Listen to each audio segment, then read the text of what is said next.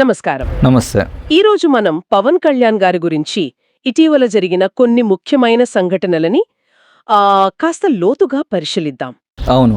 మన దగ్గర ఉన్న సమాచారం చూస్తే సినిమా, రాజకీయాలు, ఇంకా కొన్ని వ్యక్తిగత విషయాలు కూడా టచ్ అవుతున్నాయి.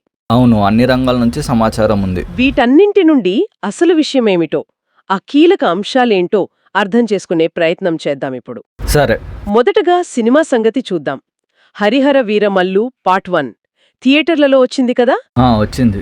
దానికి రెస్పాన్స్ అయితే కొంచెం అటూ ఇటూగా ఉంది. అంటే అనుకున్నంత పెద్ద హిట్ కాలేదు అనే టాక్ కూడా వినిపించింది. అవును, బాక్సాఫీస్ దగ్గర ఆశించినంత పర్ఫామ్ చేయలేదనే చెప్పారు. కానీ ఇక్కడో ఆసక్తికరమైన విషయం ఉంది. ప్రైమ్ వీడియోలో రిలీజ్ చేసినప్పుడు ఎండింగ్ మార్చారట. అవునా? నాకు కూడా తెలీదు. అవును. దాంతో మళ్లీ ఫ్యాన్స్లో, జనాల్లో ఒక కొత్త డిస్కషన్ మొదలైంది. దీని గురించి మీరేమంటారు? ఇది చాలా ఇంట్రెస్టింగ్ పరిణామమండి. థియేటర్లలో అనుకున్న రిజల్ట్ రాకపోయినా అవును, డిజిటల్ ప్లాట్ఫామ్లో ఇలా మార్పులు చేసి మళ్లీ ఆడియన్స్ దృష్టిని ఆకర్షించడం అనేది ఇదొక కొత్త ట్రెండేమో. అంటే కంటెంట్కి రెండో అవకాశం ఇవ్వడం లాంటిదా? ఖచ్చితంగా. రెండో అవకాశం ఇవ్వడమే కాదు, బహుశా ఆడియన్స్ ఫీడ్బ్యాక్ని బట్టి కథనాన్ని మార్చుకునే స్వేచ్ఛ కూడా దొరుకుతుందిలా. ఆ, ఇది డిజిటల్ మీడియా ఇస్తున్న ఒక వెసులుబాటు, ఒక శక్తి అని చెప్పొచ్చు. సినిమా లైఫ్ స్పాన్ కూడా పెరుగుతుంది కదా ఇలా. నిజమే.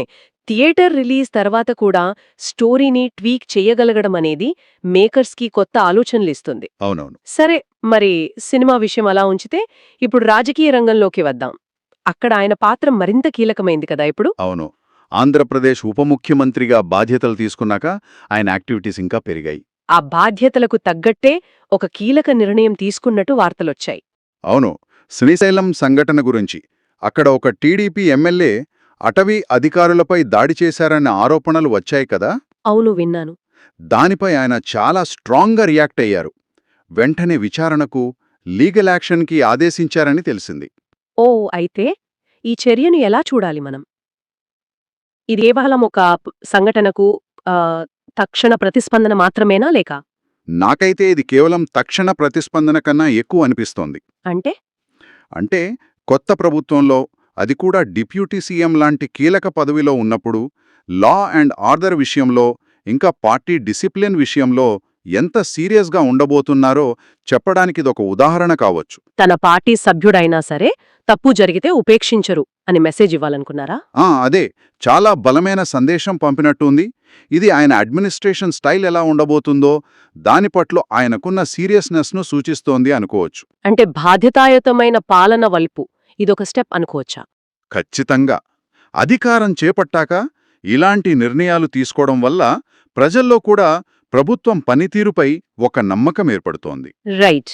ఆయన లీడర్షిప్ క్వాలిటీస్ని కూడా ఇది చూపిస్తోంది. సరే, ఇక మూడో అంశం, వ్యక్తిగత విషయాలకొస్తే ఈ మధ్య ఆయన తన సోదరుడు మెగాస్టార్ చిరంజీవి గారి పుట్టినరోజు సందర్భంగా సోషల్ మీడియాలో విషెస్ చెప్పారు.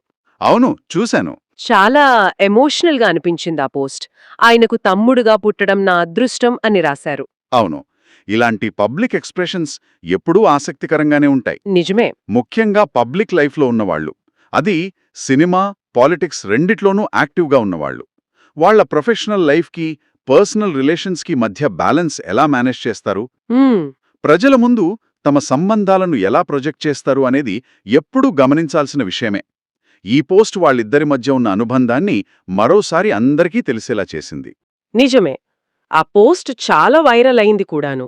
సో మొత్తంగా చూస్తే పవన్ కళ్యాణ్ గారు ప్రస్తుతం ఒకే సమయంలో పలు రంగాల్లో చాలా యాక్టివ్గా ఉన్నారు. అవును, చాలా మల్టీఫాస్టెడ్ స్టేజ్ ఇది ఆయన కెరియర్లో. ఒకవైపు సినిమా రిజల్ట్స్, వాటి తాలూకు ఓడిదుడుకులు, అవును, మరోవైపు కొత్తగా వచ్చిన రాజకీయ బాధ్యతలు, దానికి తగ్గట్టు నిర్ణయాలు తీసుకోవడం.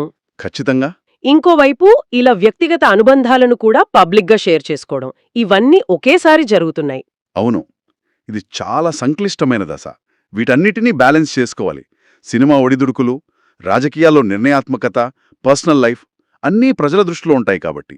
మరి ఈ మొత్తం సమాచారం చూశాక శ్రోతలు ఆలోచించాల్సిన ముఖ్యమైన విషయం ఏమైనా ఉందా? శ్రోతలు ఆలోచించడానికి ఒక ప్రశ్న వదిలిపెడదాం.